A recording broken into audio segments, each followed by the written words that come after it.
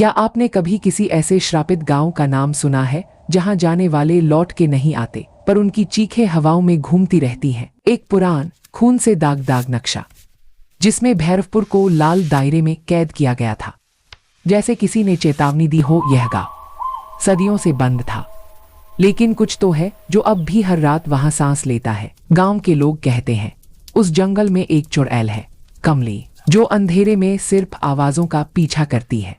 एक कोने से हर अमावस धुआं उठता है, और साथ ही एक आवाज, मुझे इंसाफ चाहिए, क्योंकि कमली को एक पेड़ से बांधा गया। उसकी चीखों ने लोगों को जादू टोना के भरोसे में डूबा दिया था। उन्होंने उसे जिंदा जला दिया, और वो आग आज तक बुझी नहीं, न मिट्टी में, न उसकी रूह में। तब से हर अमावस जब रात गहरी होती है, कमली लौटती है और मौत साथ लाती है। जब कोई अकेला मुसाफिर उस जंगल से गुजरता है, कमली उसे पहले देखती है, फिर छोड़ती नहीं। 10 से ज्यादा लोग गायब हो चुके हैं, और एक फोटो के कोने में कमली हमेशा वही देखती है।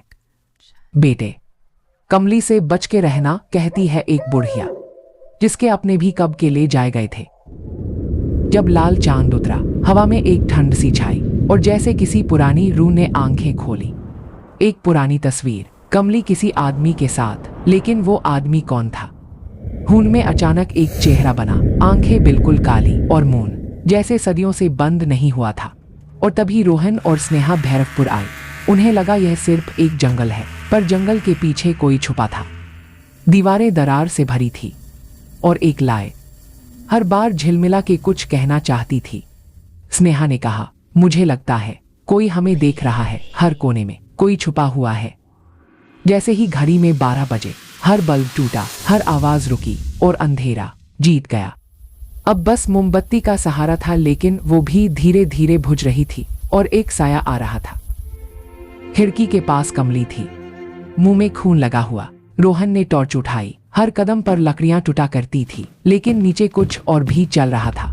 जनरेटर के पास हवा भरी थी, जैसे कोई सांस अंदर छुप गई हो। और तब एक साया पीछे से गुजरा। कमली ने झटके से हमला किया। उसका मुंह खुला हुआ, आंखें काली, और चीख जैसे हर कोने में गूंज उठी हो। फिर वह दोनों गायब हो गए। सिर्फ रोहन की टॉर्च से निकलती रोशनी ही बची, और खामोशी छा गई।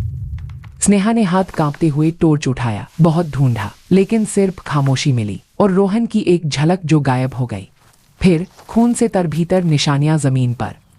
एक राह तय कर रही थी, जो सीधा जंगल के अंदर ले गई। जंगल में हवा सरसर कर रही थी, पत्तों में अनजाने साए हिल रहे। स्नेहा का दिल जोर जोर से धड़कने लगा। खोजते खोजते सुबह हो गई, और कीचड़ में दबा एक हाथ दिखाई दिया। जैसे ही उसे पकड़ने की कोशिश की, वह कीचड़ में धंस गया। अगली सुबह पुलिस आई। दरवाजे से सायरन गूंज रहा था। एक धुंध थी, और दरवाजा खुल गया।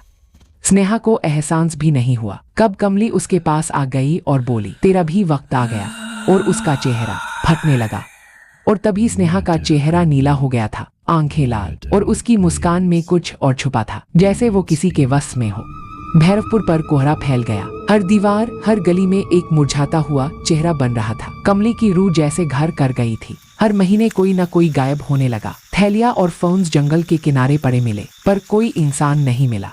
काली मरे हुए पेड़ पर खून के धब्बे, और लकीरें तो जैसे खामोशी और मौत का रास्ता बता रही हो। एक वीलॉगर जंगल में वो बहुत खुश था, लेकिन उसे क्या पता वो अपनी मौत को दावत दे रहा है। वो गेस्ट हाउस पहुंचा और दरवाजा खुला। अंदर सन्नाटा था, जैसे अभी कोई पीछे से उसे बुलाने ही वाला हो। अचानक से कमली उसके सामने आ गई। वो जल रही थी, लेकिन उसके आंखों में आंसू नहीं, चेहरे पे एक अजीब सी मुस्कान थी। तभी अंधेरा हो जाता है, और जंगल के लगभग सभी जानवरों को कमली ने अपने वश में कर लिया था। उसने तो जानवरों को भी नहीं छोड़ा, और एक दीवार पे खून से लिखा था, वापस मत आना, जैसे वहाँ पे उसने अपनी रूह छोड़ दी हो।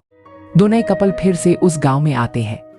वो अपनी छुट्टियों पे वहां आए थे। उन्हें क्या पता वो अपनी मौत के पास जा रहे हैं। और कमली फिर से वो सब दोहराने लगती है जो उसने दूसरों के साथ किया था। फिर से वही कहानी, लोगों का गायब होना। कमली अपने बदले को पूरी करने की चाहत में इतना खो गई थी कि उसने न तो बड़ों को छोड़ा और न तो बच्चों पे रहम किया। और उसने देखते ही देखते पूरे गांव को कब्रिस्तान में बदल दिया। और तब से ही कोई भैरवपुर जाने के बारे में नहीं सोचता है। सबको लगता है कि ये कहानी यहीं पे खत्म हो गया, लेकिन कमली अभी भी भटक रही है।